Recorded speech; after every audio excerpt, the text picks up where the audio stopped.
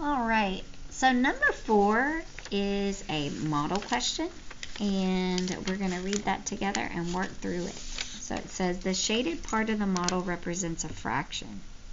The x in the model represents another fraction that was subtracted from the first fraction. What subtraction expression does this model represent? So there does appear to be enough room maybe to write on the paper for this one. So here's what I'm going to do. When I think about this whole model, well, what does it represent? Well, I'm thinking it represents one whole. This is the whole thing. So I'm going to start with the whole. It tells me that the shaded part of the model represents a fraction. I don't see any shading. But this x represents another fraction. So I have to think about, well, what part of the whole does this represent? So what I'm thinking is, these are not equal pieces.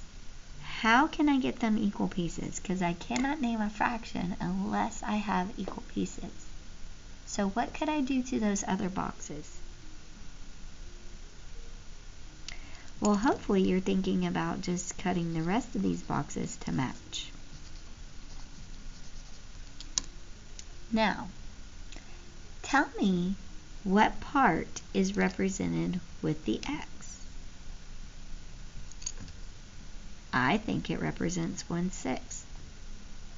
So if we started with the whole, and 1/6 is represented by the x, and it was subtracted from this first amount, what would we get?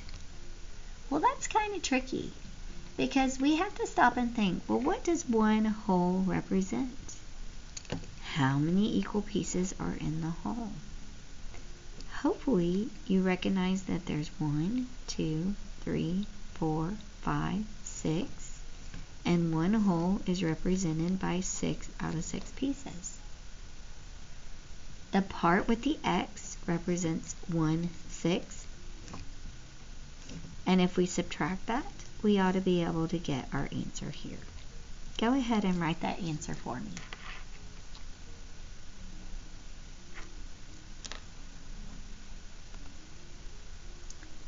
Check in with your teacher to see if you were able to get the right amount.